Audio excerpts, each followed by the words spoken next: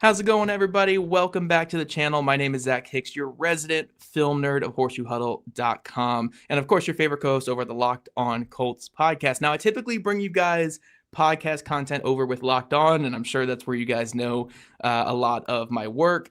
But today on my YouTube channel, we're going to bring a little bit of a podcast vibe to it. I joined up here with my buddy Colts Film Room, Ben Borus here. You guys know him and love him. He's the other Colts film nerd, obviously, on social medias. We're going to call this the Colts Film Nerds. We'll see if we get more episodes out for you guys. But I just wanted to have Ben on here because we have to talk about this Colts offense, Ben. And it has been so lethal, incredible, perfect in a way to start this season. Even you, who was a lot more optimistic about Daniel Jones and this Colts offense than I was coming into the year. Like no way. Possible. I thought, and I wrote about this in an article I did with Stampede Blue. I thought that they would be good in like a 10-7 way, not in like the best offense historically we've ever seen type of way. Yeah, no, it is certainly the best offense I've ever seen in my time, like covering the NFL. Maybe just in terms of again how lethal it is, just how well oiled it is as a machine, just how diverse it is. It has been great. But before we get into the overall topics with this Colts offense, let's talk about what they just did to the Chargers, Ben, because it was crazy because so many people have been saying like, oh, wait until they play a real defense, which I think was a bit of, just that's stupid. Like a college football vibe in the NFL. Like it's hard to win in the NFL. So like when you play like you're playing cupcakes, it's like, is there really like, I get where people are coming from when they say that, but it's like they also had everything they wanted with the Denver defense, and we just kind of forget about that because of the last second field goal that makes everyone forget that they didn't punt in that game. So and one thing I really wanted to add to that too is like you said with the Broncos defense, like, oh, the Colts haven't played. Let's see what they do when they play a real defense. These are real defenses. They just drop in the rankings after they play the Colts. The Chargers were the number 8 defense in the NFL in EPA per play against coming into this past game. Do you know where they rank now, Ben? 13th. 19th. Oh. 19th. Oh my God. This was the number 1 game in the NFL this year in terms of EPA per play by an offense against an opposing defense. And it came against a top 10 defense coming into the game. Yes, the Chargers were having a bit of a rough stretch coming into this. I'm not saying the Chargers were perfect coming into this game, but this Colts offense was just on a roll all game long. So Ben, when you were going back through the film, what really stood out about what they did to the Chargers on Sunday? Because to me, I think this was the best game Shane Steichen's ever called with the Colts. And that's saying a lot because I've seen him kill every defense this year, but it was great this time. I would agree with you. So I think up until 2025, I think my number 1 game he's ever called was the 23 Browns game. Like that was, they weren't necessarily a great game, or a great team, but they had a lethal defense that year. And Shane Steichen picked them apart. I think they put up like 30, whatever. They lost that game on the bogus call at the end, but they probably could have won it.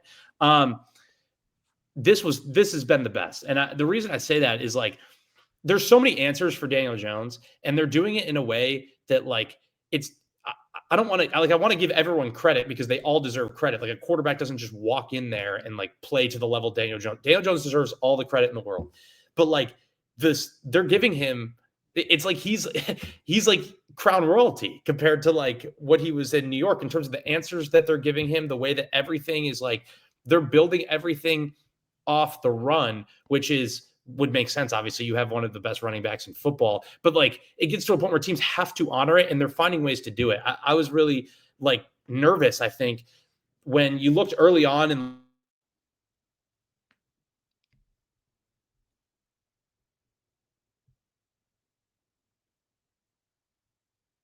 am I cutting out? Oh, okay.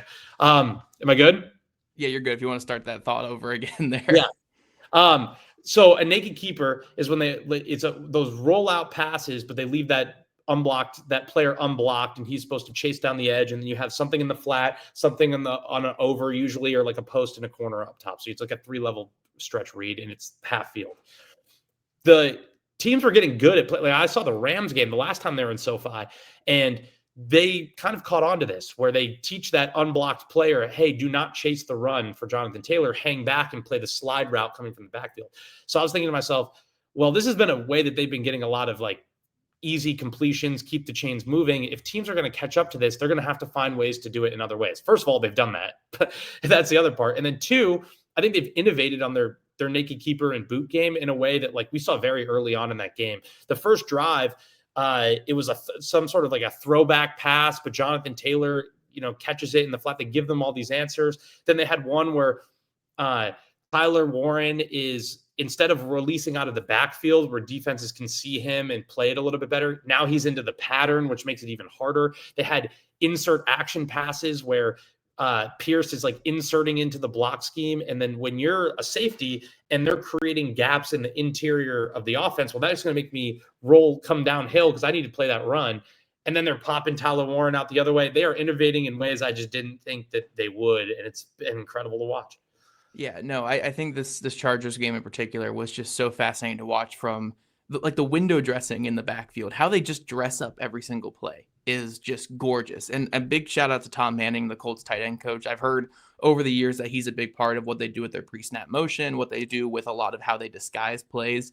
And like you mentioned, that with Tyler Warren being on, I guess he was on the play side of the run fake, but he obviously leaked out across the field on that first big catch he had. Just the run action they had going in the backfield on that play action. Like they were showing like a pin pull where they were pulling two backside linemen out in front, and it looked like Tyler Warren was climbing to the linebacker. And again, I view everything as like a defensive coach or a defensive player when I watch offense.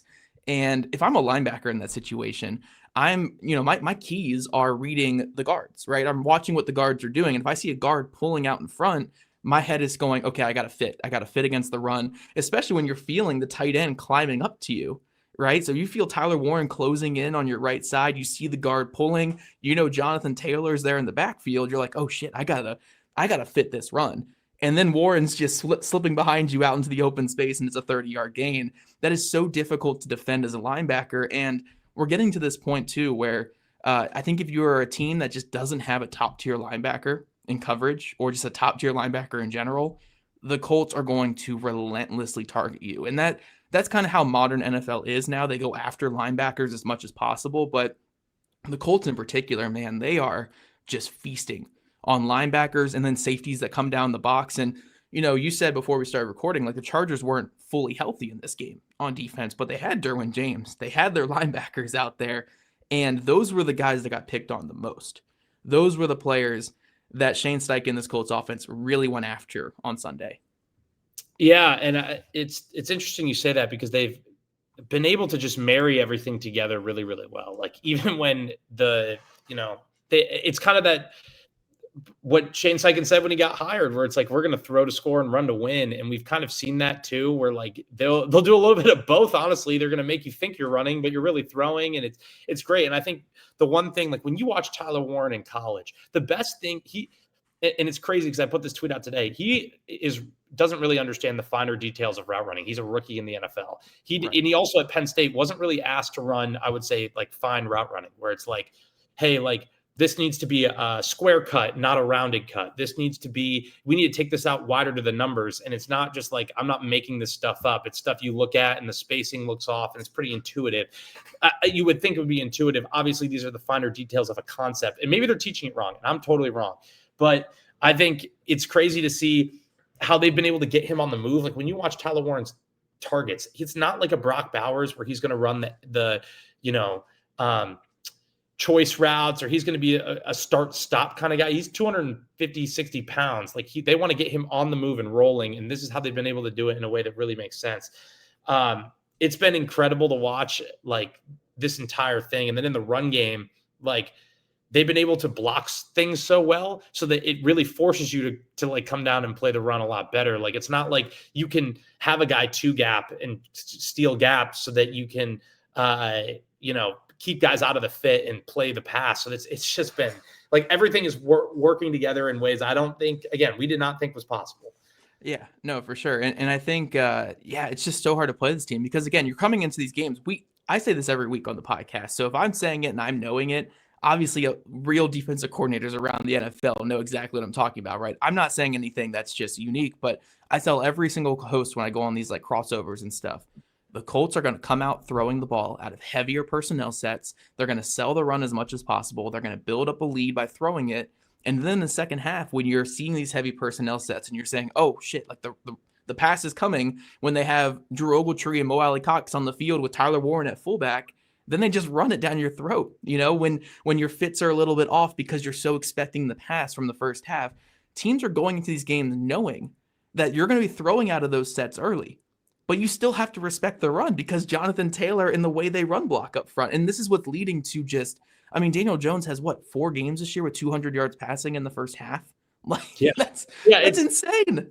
We also talk about the personnel differentiating, like the different personnel groups they have. Because here's when Shane Steichen got hired, he was an 11 personnel gun team, and that was part of the personnel that they had in Philly. That was his MO.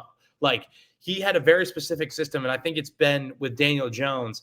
And I think we said this, we just kind of forgot it when he got hired, is he has a malleable system that he molds to his players. It feels that simple. He actually lives it.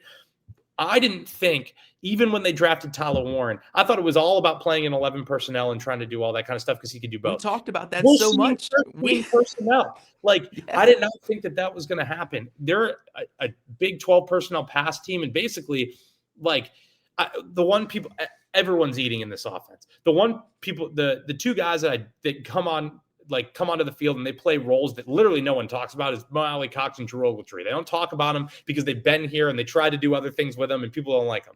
But they are coming in and blocking their butts off, and it's allowing them to do things in the run game that actually open up things for Tyler Warren as well. Because when you can get into heavier personnel sets, get him better matchups, and take shots down the field because they can protect well. And even on these shot plays, they're doing what they used to do, but now it's a little bit harder with Tyler Warren when he's out there and you don't know what you're going to get. Yeah, no, for sure. And I really want to go into those segments and roles a little bit later in this, but to just get back to what they're doing against the Chargers, because I really want to dive into this. First drive, they come out and they are just moving with ease down the field, against this Chargers team. They have the big play to Tyler Warren, a couple other big plays, cap it off with the big run by Jonathan Taylor, where he's untouched for 20 yards away from there.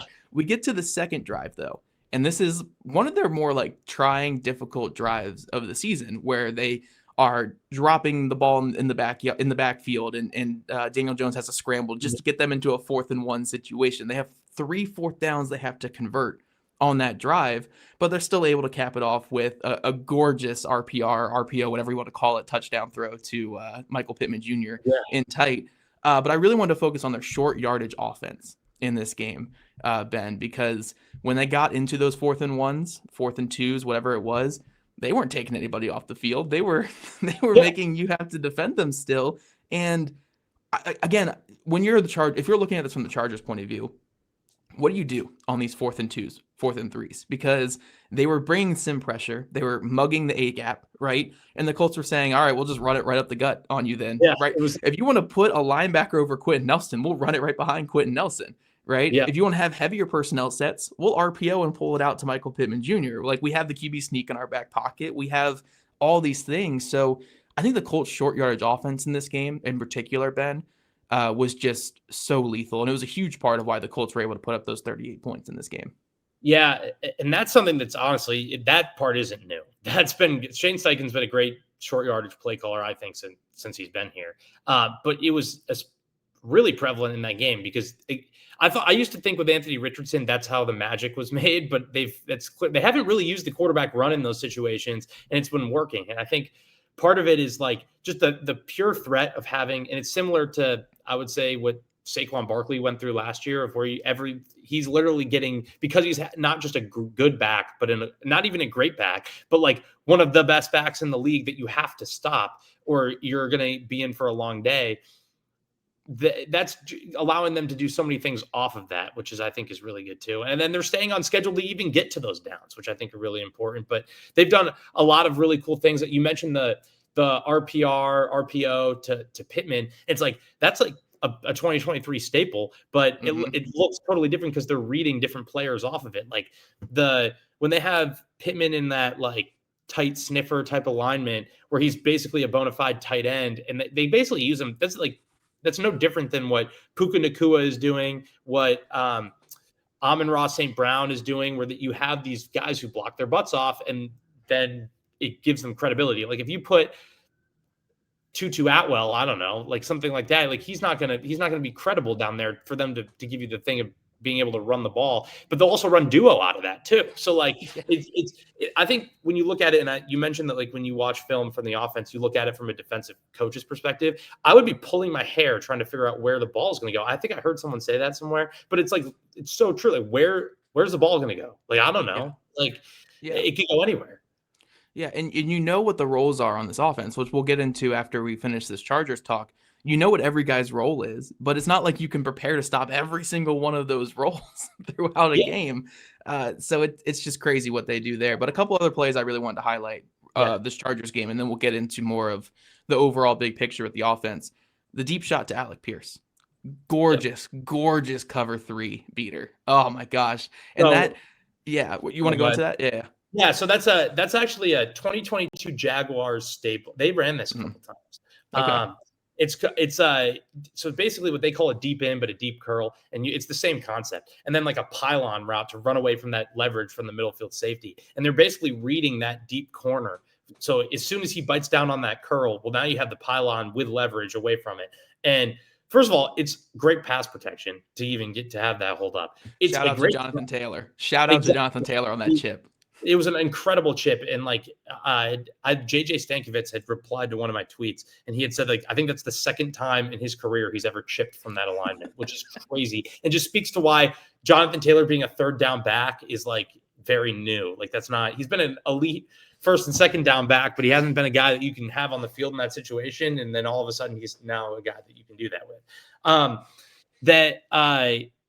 And then it's also a really good throw from Daniel Jones. And it's crazy because I think when we sat here and maybe I was on Locked On and we talked about this before the season of like Daniel Jones doesn't have this like elite Anthony Richardson type arm, because that's a throw Anthony Richardson can make, to be quite honest with you.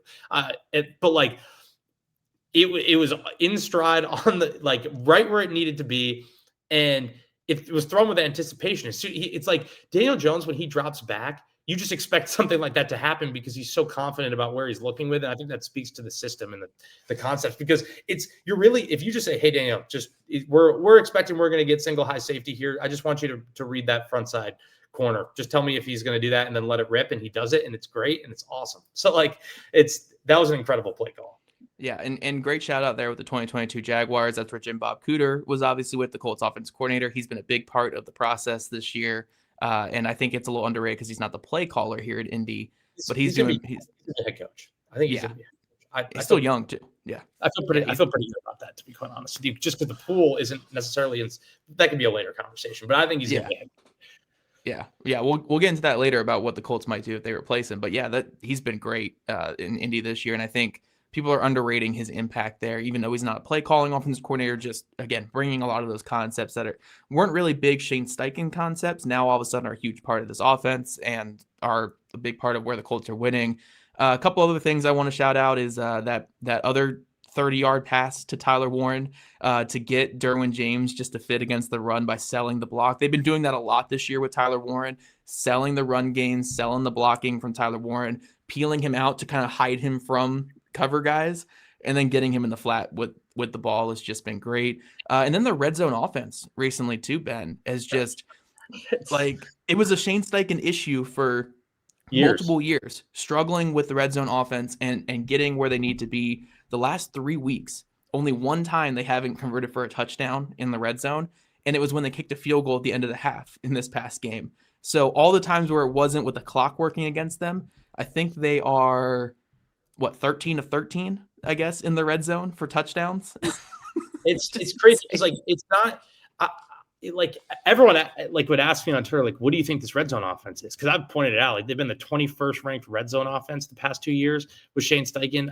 And it's like in 2025, I could have told you there are just too many self-inflicted penalties like down there. That was the problem. They would be rolling, and then for whatever reason, they would get down there and they would have some sort of stupid penalty or a false start or whatever it is, and they would back up. And then once you're behind the sticks in this league, it's really hard. Like, it's not Madden. It's hard to do that. And that's why the Colts have been so good. They're always ahead of the sticks.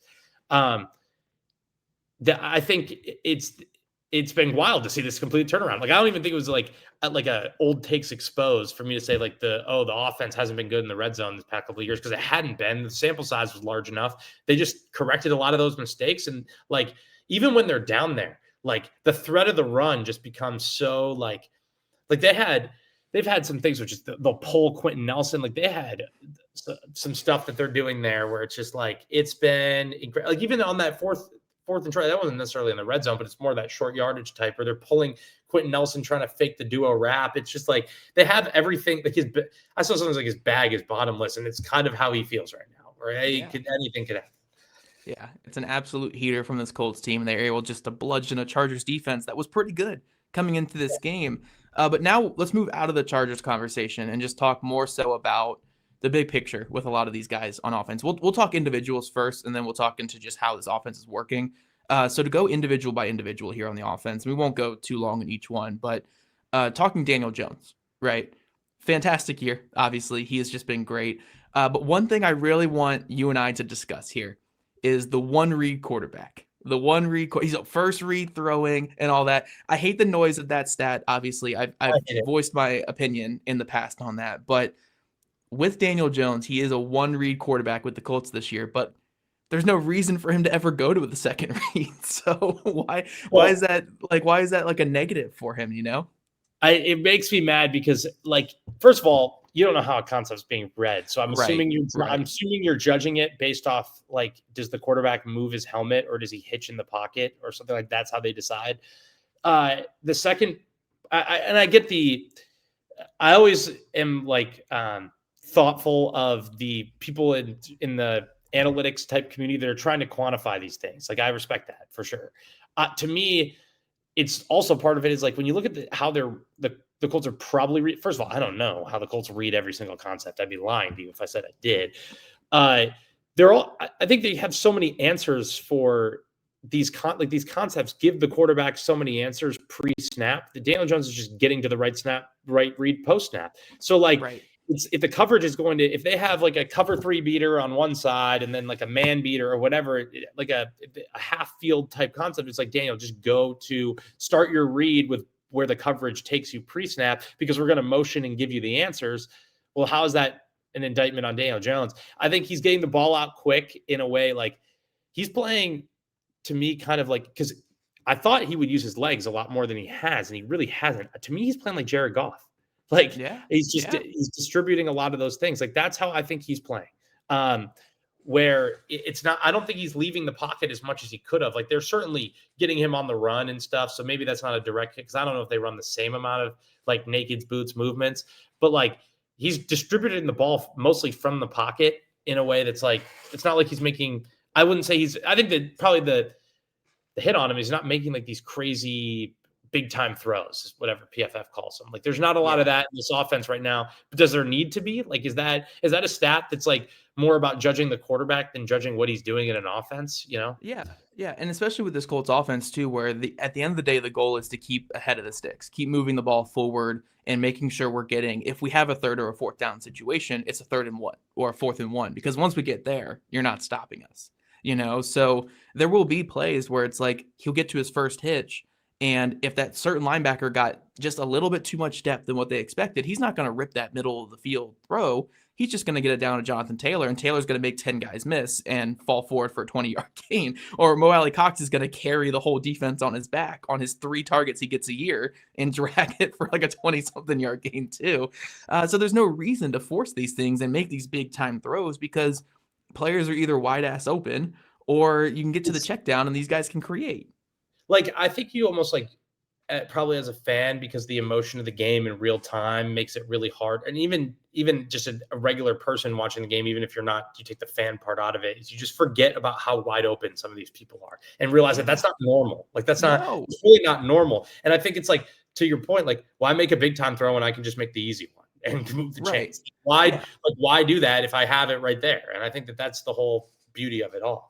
Right, and that's my big argument against like the first read stuff and the big time throw stuff that we see from like Pro Football Focus, for instance, where it's like, if I'm in a 3rd and 3, right, and I have Josh Downs isolated one-on-one with a slot corner or a linebacker to my right, or I could rip a vertical ball to Alec Pierce where he's going to have to go make a 50-50 catch on it.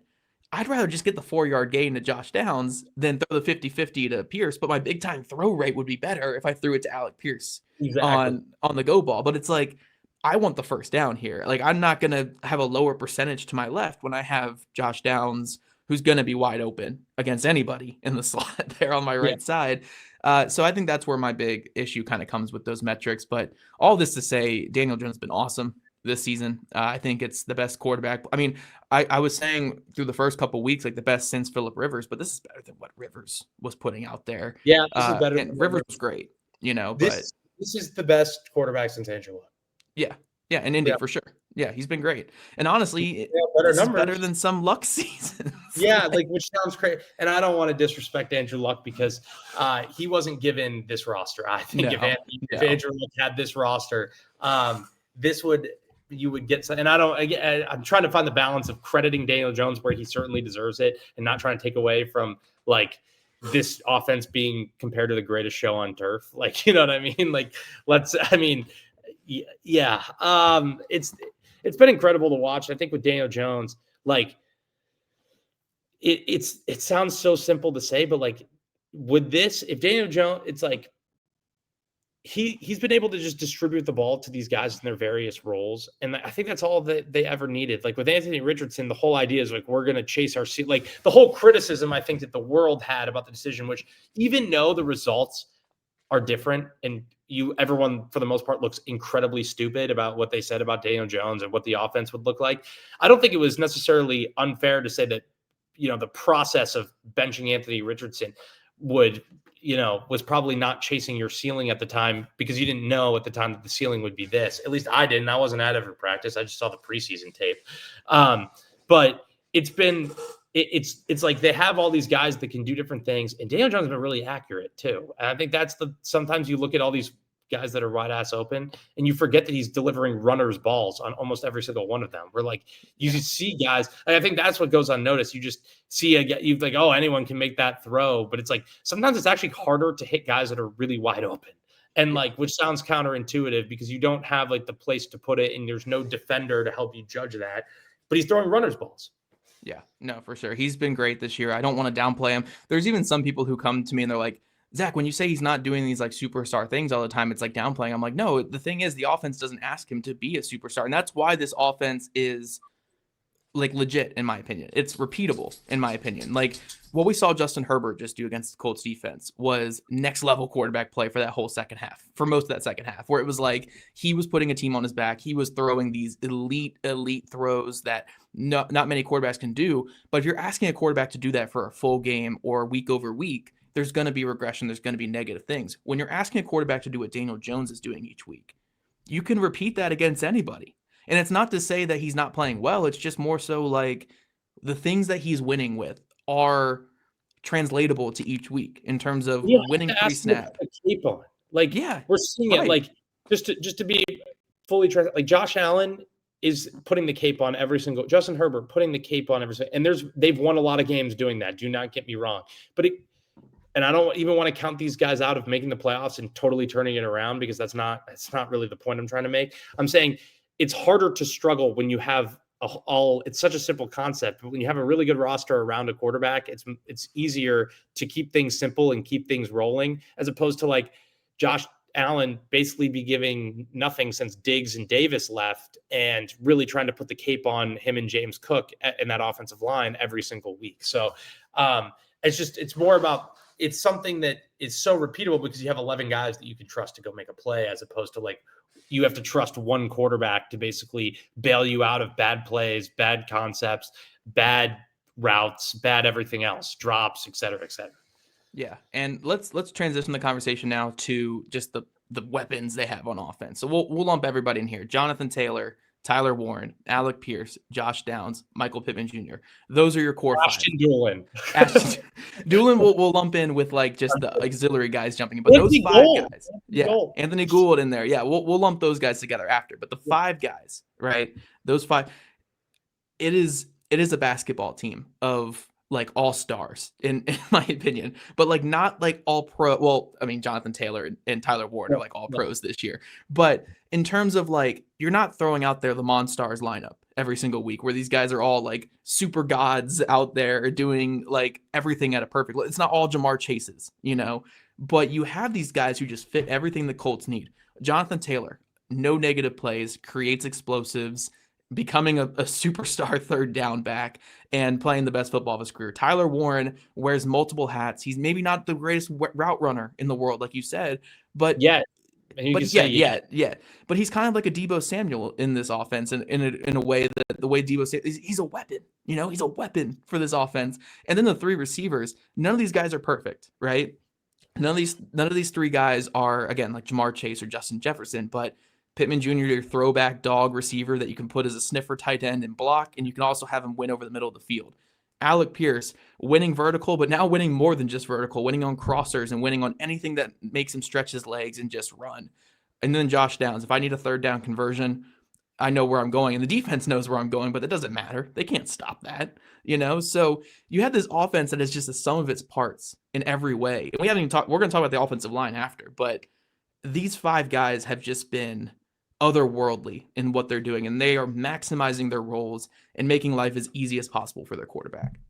It's crazy because it's made me think about how teams potentially might team build going into the offseason. Like, for all the heat that Chris Ballard has gotten about building his team, it's kind of funny to say that people might look at the 2024-2025 Indianapolis Colts and might use it as a blueprint to start building out how they're going to build their offenses out. Because if any of these guys went to be like the wide receiver one or like the high end wide receiver two elsewhere, I'm not sure that it would totally work. And I'd say that with all due respect. Like, Michael Pittman is a guy that he's super tough, he's super reliable, but he runs like 4 routes. Like, that's just I mean, like, he doesn't run a full route tree. And that is what it is. He's super tough, super reliable. He has his role and he does it really well. But like, he doesn't run he's not a yards after catch guy, and he's not really he's gonna run an in route, a slant, a glance, a post maybe, and then maybe like the opposite, just inverted to the outside. Like, that's just what he does. Josh Downs is a really shifty slot receiver, but you're not going to line him up at the X. He's not going to be like a smaller like Lad McConkey or even JSN where you can kick him outside, and he might not be like he's a slot only type guy, but he's really, really good in that role. And then you have Alec Pierce, who is, he's probably your deep threat, but like, to be quite honest with you, he's made strides in that area, but you're not going to ask him to run the full route tree. So like, and what makes this really difficult, and then Tyler Warren, not like we've kind of talked about, he's not like he doesn't have the finer routes type deal down, but if you get him on the move, he's great after the catch, and he can run the seams, the wheels, make a one cut and go sales, those type of things. What makes it really difficult is like, if you asked a defensive coordinator game planning for the Colts, like, hey, what does Josh Downs do in this offense? What do we have to know to stop? Well, we have to stop the choice route. We have to stop the shifty. Like, what do we have to stop this? They would be able to tell you. It's about figuring out where it's going to go on any given play, because they have 4 guys that are executing at a high level. Whereas opposed to like, hey, if it's third down, we might want to have a plan for Justin Jefferson, and we'll see if you beat us left-handed, then good for you. And that's how like a lot of teams will go with these like elite receivers, like the Seahawks. I mean, they're certainly having success, but like, hey, we might want to stop that JSN guy. Like, with the Colts, it's like, okay, where do we even start? Because any of these guys could get the ball and make a play, even though they have their own things that they're clear strengths and weaknesses. Yeah, and we talked about with Shane Steichen and just great offensive play callers too in the NFL, where it's about having answers for your offense, right, at all times. And when you have a Justin Jefferson or a Jamar Chase or a JSN, right, the answer is typically throw to them. Throw to them. Yeah. That's our answer. Or if you have a Derrick Henry or even a Jonathan Taylor in past years, the answer is give it to them. They're superstars. But in this Colts offense, you have an answer for anything a defense is going to throw at you. They're going to blitz. Cool. Try to cover Josh Downs one-on-one. I dare you. I dare you to cover him one-on-one if you're going to bring 7 guys, because no help whatsoever against Josh Downs. Good luck. You want to play some cover 3? We're going to manipulate it so Alec Pierce can get into, where that safety takes his eyes off Pierce for a second.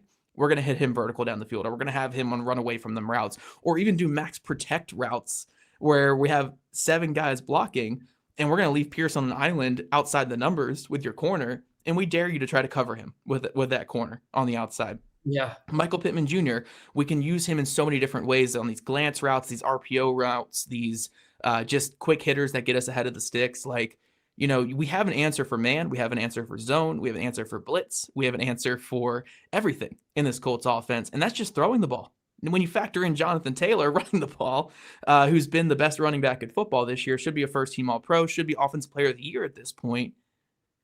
I like, again, as a defensive coach, like looking at this stuff, I'm shaking in my boots. I'm like, how the hell do I cover this? What do I do? What do I do against this?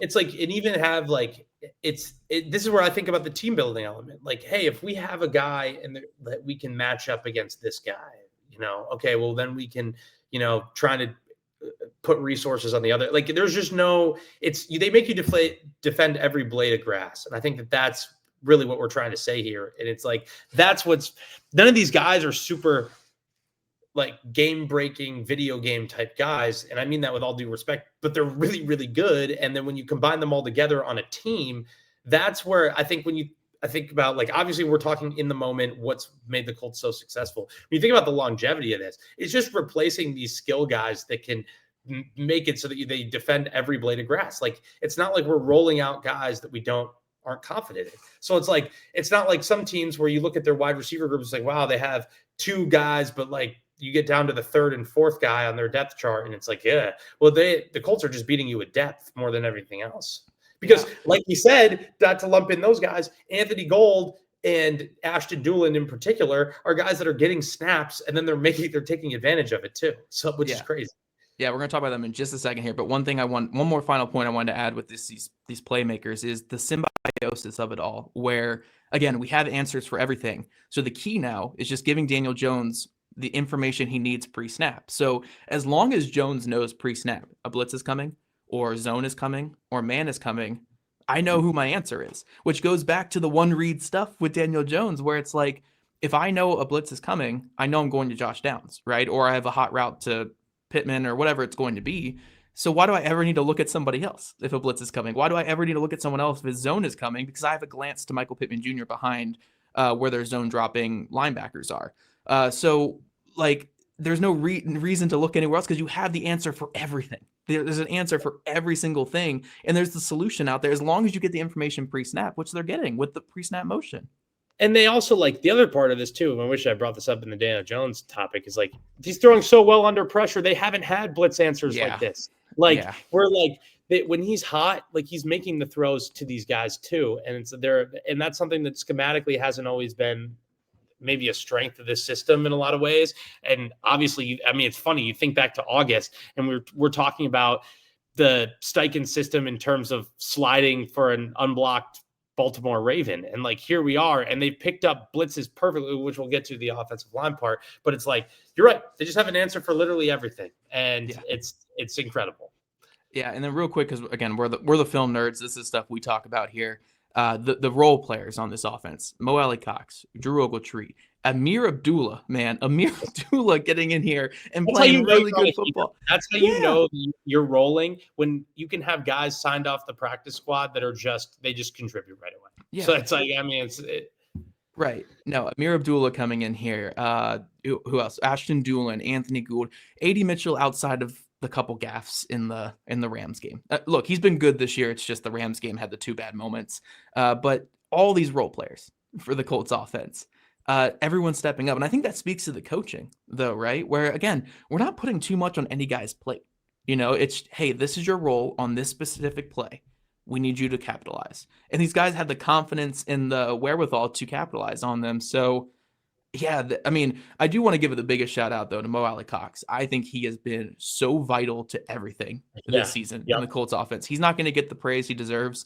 Mo Alley-Cox has been fantastic as a blocker. When he gets those couple targets in a game, like, he's been great.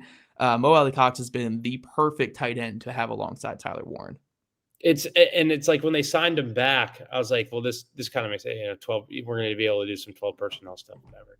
And he has been everything that he's been. Like, he's the same guy, honestly, that he was in 24. Like, Mo Alley-Cox was very good blocking tight end.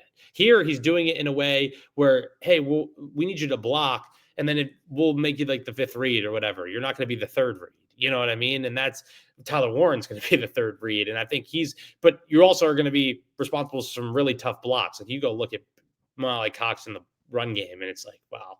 So that's what makes them incredibly lethal in a lot of ways too. They have these crop of tight ends that make you defend the pass and the run. And it's just, I mean, they have answers for everything. Like, yeah, it's such a fun offense, man. And the big part of all this too, the offensive line.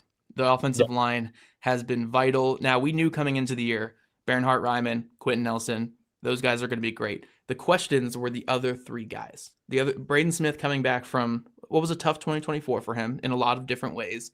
Matt Gonsalves, his first time ever starting at guard since high school. I don't even think he did in high school. I always just say since high school because that's his pro career, essentially college to pros. No starts at guard really ever in that time period. And then Tanner Bornolini at center, very athletic, had some anchoring issues last year. What we're seeing from all three of these guys, like Braden Smith's maybe been your worst offensive lineman this year, but he's been above average, and he's had some really great moments, like against Max Crosby. I thought he had really great game. If Braden Smith is your worst offensive lineman, we are living pretty. We are sitting pretty. That's, I want to get some, because I know like the one thing that I love, because we both post a lot of this, like we're both covering the film stuff, is you do a great job covering the offensive line. And Matt Gonsalves' ascension is incredible. Like, it is incredible. He had one rep at guard, and it was a play that Quentin Nelson had to come out of the game because his helmet fell off or something versus Miami last year.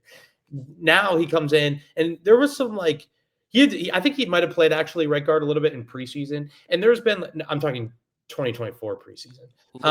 Very little bit. Yep. Maybe a couple, but it was mostly tackle. And I was thinking to myself, I honestly was this is probably where I was wrong, is that I was like, let's bring Wolf Fries back. Matt Gonsalves should be the tackle of the future once Braden Smith. And then like all this talk about competition into the offseason, and they didn't bring anyone. They just like decided to hand Matt Gonsalves the job at guard. And I was like, well, maybe you want to bring someone in just as like a backup plan if this doesn't work. And it works to perfection. It works to literally perfection. And it's incredible for Matt Gonsalves deserves I think players deserve the credit before the coaches, because they're the ones that are actually putting in the work to get better and going out in the field and actually doing it. But Tony Sperano Jr. is putting on like a Jeff Stalin type of performance. Obviously, he hasn't had to like resurrect, like he didn't resurrect rugby players or like do some of the crazy stuff that Stalin has done. But like the offensive line that he took over compared to the offensive line he has now, it's just like, and they're not like necessarily different guys, but he's gotten them to play elite togetherness. Like I think that's the other part too. The craziest part about the Colts offense, and this goes for the offensive line and everything else, is they play like they're all on the same page. Like, and that's coaching. And like the way that they'll pick up blitzes, it's pretty much like if I handed you a blitz on a whiteboard and I said, find me a protection that'll pick this up. Like that's just what they do every time. It would take me probably 15 minutes to do it. They do it in 10 seconds. Like that's what's incredible about the system, which is like can't go understated.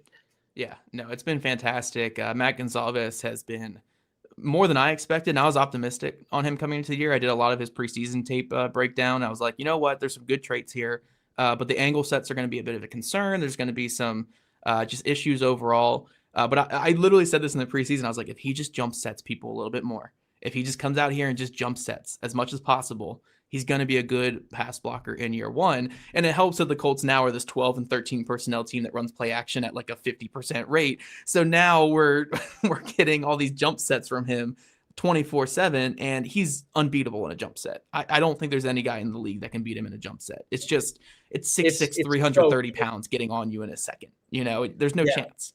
Yeah, and he's Chris Ballard deserves some credit in all this for finding these guys. I remember was it the 23 draft? I'm getting my years mixed up. Is that the 24 draft? That draft. Yeah.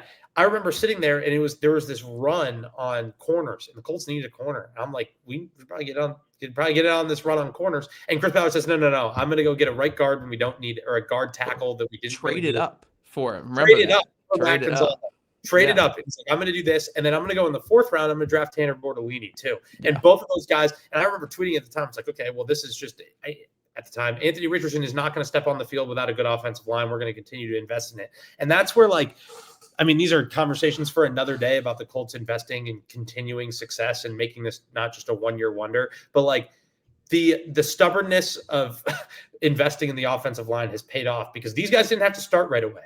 They had to get some reps because injuries happen on the offensive line. But like a lot of these guys didn't, like Matt Gonzalez probably could have came in and played guard if they really had the idea of putting him at guard. Well, Will Fries was out the year, but they stuck it through with Dalton Tucker at the time, got him reps there. And then it's just now if there was to knock on wood, be an injury on the offensive line, well, then you'd hope Dalton Tucker has more reps under his belt. It's just the whole thing. It's like everything has just came to plan. And it's like, you want me to nitpick? You want me to find like some of the like it's hard. It's really hard. Like, yeah, no, it's been great on the offensive line. And we've talked Gonzalez, we talked Brandon Smith, but Tanner Bortolini's ascension the last 2 weeks, especially as a run blocker. Look, I was so high on him as a run blocker in the preseason. I remember writing a couple things being like, oh, this guy's got like legit Pro Bowl potential with how he's run blocking in the and I know it's just preseason, but just the way he was moving, the way he was cutting blocks off, the way he was reaching the second level in these zone runs, I was like, oh my God, like this might be a Pro Bowl / all pro center if he can just figure out some things. In these last 2 weeks, I think he's been on another level. And I'll lump in just, we're talking really high about this left side of the line. Quentin Nelson's playing the best ball of his career, which is insane. Yep. He's a first ballot Hall of Famer if I were voting on the Hall of Fame because his greatness has been just so great. He's going to be a Hall of Famer one day for sure.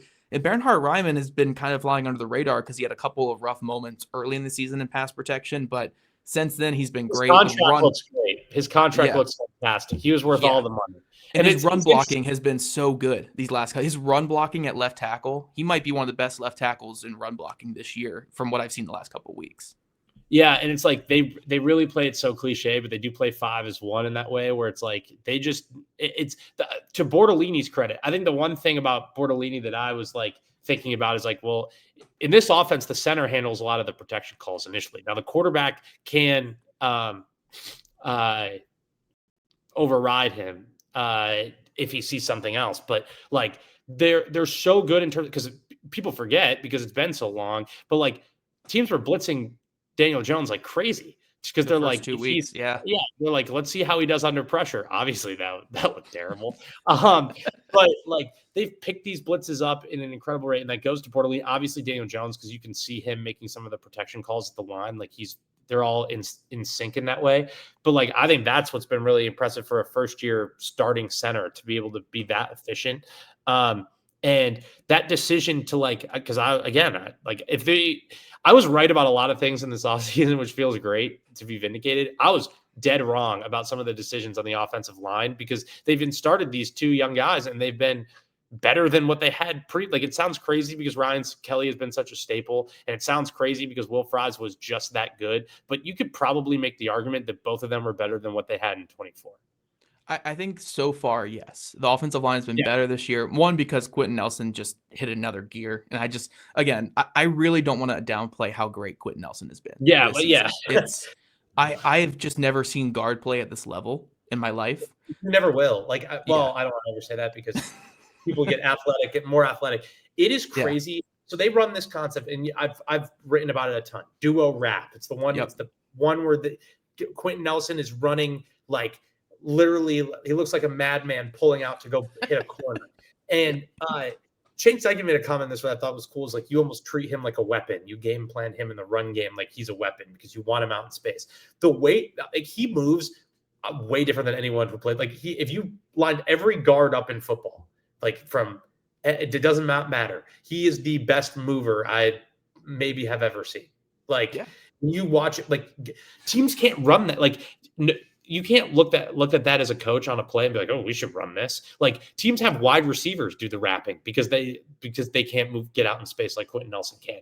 It's such a weapon for them in terms of his pulling. He's been great in pass protection. He's been great. He had a penalty problem in 2024. He hasn't had the penalty problem in 2025. He has been he should be the protector of the year. That's my opinion. He should be. I don't know. Like it's a tackle award, I guess, but like, come on. You know, like this should be the protector of the year. He's been that great. He's just like, he's been the best offensive lineman in football this year. I don't even think it's remotely close. In pass protection, the jump sets and the angle sets.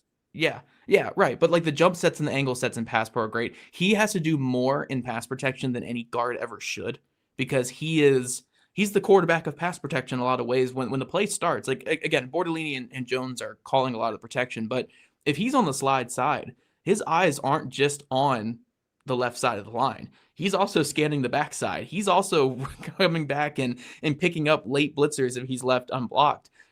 He's doing, and then if you leave him on an island, no one's really beating him. I think Jeffrey Simmons beat him bad a couple weeks ago, but like Jeffrey Simmons has been the best defensive tackle in football this year. But that's really it. Like he's just been great, man. And it just goes to show again, this whole offensive line is playing on another level. Run blocking, like it's been perfect. And I feel so frustrated for defenses too, because when it comes to the run game, if you get those like 2 plays a game where you blow up the run, right? You can't tackle Jonathan Taylor in the backfield. He somehow makes you miss and falls forward for a 5-yard gain. And I would just be punching air on the games. But yeah, this Colts offense is just clicking with the offensive line playing great ball. The weapons are so great. Daniel Jones playing the best ball of his career. Jonathan Taylor playing the best ball of his career. And then all the role players are stepping up too. Like, Ben, I don't know what more we can really say about this offense at this point. I told Zach when he said, "Do you want to come on the show?" And I said, "I have to find a new word to talk about the Colts offense because what incredible, wild, insane. Like I don't know. Like this is the best offense in football, and like they're going to certainly go play a stretch of hard teams, particularly on the road. And I think that's something to certainly keep an eye on. As much as like I want to praise them and say that this is awesome, there's still a lot of football to be played. I mean, like it feels awesome right now. You love hearing the Colts best team in the NFL right now, but you know they could still lose in the wild card, and we could have a somber end of this. So like you always try and stay a little bit measured. I think like in terms of how you're talking, but if you're talking to me right now in late October. The Colts have like revealed themselves. Like if this isn't the Saints, this isn't the 2024 Saints where you have a couple weeks of like flukiness. It's going to regress to the mean. This continues to go, and they look incredibly prepared. And it's like they will have a stinker. Like, do not get me wrong. You don't repeat this for 18 games, whatever. Like you're not gonna have this type of performance every single week. But I don't think they're going to slump for long. Like it's going to be something that they're going to have a chance to fix, correct, and then you see them do it because they play together, and it just feels so repeatable. So I can't wait for some of the games. Like you think about the NFC West opponents they still have in the Rams or the Seahawks and the 49ers. I think the Steelers are going to be a tough out. And I think obviously the Chiefs game is probably that marquee matchup on them. Yeah. But the one thing that keeps going through my mind when I see these matchups, and again, maybe I'm too confident, but you guys know me over the last couple of years. I've never been that confident when it comes to the Colts. So this is just a new me, I guess, when it comes to watching this team. But like for all the people saying like, oh, this defense will be tough for the Colts, this will be tough for the Colts. I'm also thinking these defenses are looking at it being like, this Colts team's going to be tough for us. It's what's that scene from? Is it from The Watchmen or whatever when they lock in the guy with the changing mask or whatever, where he's like, I'm not locked in here with you. You're locked in here with me, basically. Yeah, like it's that same thing because it's like it almost feels weird. They're looking at this like, oh my god, we have the Colts offense on the schedule, same way. So I think, and I certainly think it'll be interesting to see how it goes. I think the last thing I want to point out when you think about this offense, I think it's really important for the Colts to, and this feels like I don't want to go full Miami Dolphins, but it's important for the Colts to get wins so they can have home field advantage in the playoffs. I think the one thing that like to like discredit or try and start some weird narrative, but like the Colts don't have a experience or like a great track record in cold weather games. Now this is a totally different team, and I would not be surprised if they go play in 10-degree weather and then they run the ball for 300 yards and it looks incredible. And I was so wrong. But like, I think when you think about some of these games, like the Colts aren't a team like some of the teams we've seen in the past, like Philly, like some of these dome teams that try and go play outside, and we see how that looks. So like Buffalo, Kansas City, especially in the AFC. So when you think about that, I think that's certainly important. If the Colts can win the division, play for seeding and down the stretch, I think that'd be important because the Colts haven't played a cold weather game or really outside very much unless out west. So I mean, the Colts are averaging 34 points per game at home. I certainly want the home field advantage for sure when it comes to the playoffs. But and you want home field advantage for other reasons. But if the playoffs happen to run through Indianapolis, that is a bigger deal than if the it runs through, I don't know, some other place. So Yeah, the big no, deal for sure. I think just having that familiarity, and again with the Colts offense, it's all about staying ahead of the sticks. It's easier to stay ahead of the sticks at home. It certainly is. Like regardless of like if you're going to LA or going to Kansas City, it's easier just in a nutshell to stay ahead of the sticks at home. But before we wrap this up here, Ben, because I don't want to go longer than like an hour on here. We'll see how many we can people probably love. go forever. We could go for like 6 hours. We'll see how many people love. If you guys love the long form content here, let us know in the comment section. Then that would be a good way to convince Ben to do more and more of these, for you guys Yeah. there. Then I have to pay him a little bit more, but still, get him on here. But yeah, like just closing thoughts on this Colts offense. I feel like there were still more things we haven't been able to talk, like the coaching impact and all these. But like, what are some of your closing thoughts just on this Colts offense? And we talked about it a couple of times, I guess, throughout this whole episode. But like the sustainability is there, in my opinion. What are your thoughts on maybe that, and just any other closing thoughts you have? Yeah, I think we're probably past the point where like if you're just like, there's always like a little bit of, I think if you're a Colts fan, there's always that little bit of worry, like, oh my God, am I actually seeing this? And I think there is an element to that, but like I feel pretty confident that the offense is an absolute force. Now, like, because I would have thought by now Daniel Jones would have gotten into some turnover trouble, the pressure would have gotten to him, some of these things, and I don't expect it to be perfect. Like I do expect the Colts to have a stinker of a performance because people slump in the National Football League. Like this is an incredible start, but like teams lose games. It's very hard to like, it's such a cliche, but it's so true. Like we are a couple plays here and there from like the Cardinals, beating the Colts, the Broncos certainly beating the Colts. The Rams obviously had that benefit in their favor. And then this is like a 3-loss team instead of a 1-loss team, best in the NFL. That being said, from an offensive standpoint, like they have shown consistent production, and I don't think that they will slump for long. Like they are coached super well.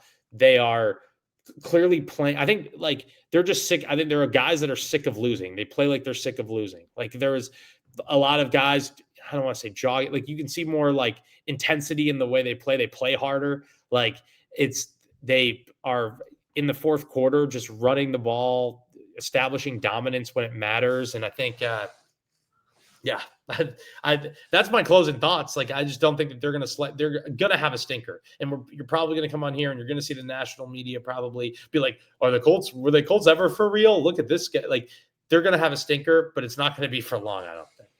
Yeah, and I still don't think their stinker is going to be that bad. It'll still probably be like 20 points, but just with a couple turnovers here and there. Like one is in the fourth quarter when the game is out of hand or something. Yeah, yeah. But my one warning I want to throw out there to opposing teams, that when they play the Colts in this final stretch, don't let them have a lead in the second half. Yep. Don't ever let them have a lead in the second half. And that's when I've been saying that on every crossover to all the guys I've talked to, where it's like, look, you can maybe have a chance against this Colts if you get into a shootout early. But if the Colts have a lead in the second half, especially if it's a 2-score lead in the second half, you're not winning the football game. It's over because you're getting the Jonathan Taylor treatment there. And that's just be interesting to see. And I'd love to see Amir Abdullah get a little bit of a growing role, not because I don't think Jonathan Taylor deserves all the carries similar to Saquon Barkley. I do think it's sometimes smart to see you have a 26-year-old running back and be able to manage those carries a little bit and not, but it's like also like, you got to be like, the other thing is Jonathan Taylor hasn't played a lot of full healthy season. So I'd love to see Amir Abdullah, I think in the long stretch, especially because you have these kind of cushion of wins. Not to say that every game isn't winnable, but just thinking more about the longevity. It's a long season and being able to manage that. But Amir Abdullah looked great running the ball too. So like, I think they found something that DJ Giddens hasn't necessarily been able to give them, but the run game in the second half is just, yeah, you're right. You're not winning the game if you're going to fall behind early versus team. Yeah, it'll be fun to see what new wrinkles are coming. Shane Steichen continues to add to his bag. We see new wrinkles just every single week. We still have only seen the one Tyler Warren pass. I'm assuming we're going to see a couple more down the stretch, which will be really fun. Some more Tyler Warren runs will be fun. So I think we're gonna be in store for a really fun season. But that is all we have for today, guys. If you like the long form content, leave a comment below. We'll try to do more of like videos like this in the future. Probably one on the defense as well. It's not as exciting, even though I think Ben and I are a little bit more optimistic on the defense than some other people are. But we might do something like this on the defense too. But for right now, this Colts offense is a juggernaut. They're awesome, and we can't wait to talk more. So if you guys love this stuff, again, follow us on socials at ZachHicks2 on social media, at Colts Film Room. That's Ben Borus. He doesn't have his name there, but I'm revealing. I don't even know how to do it. I just load up. It says Colts Film Room. I'm like, good enough. At Colts Film Room, Ben Borus there. Make sure you guys are following him. The second string film nerd in Colts Colts land is what we got him as right now. Trying to move him up the ranks a little bit. He'll pass me one day. But yeah, if you guys love this stuff, make sure you're giving us a follow. Subscribe to the YouTube channel. Again, check out all of Ben's stuff over at Stampy Blue. He does some great stuff.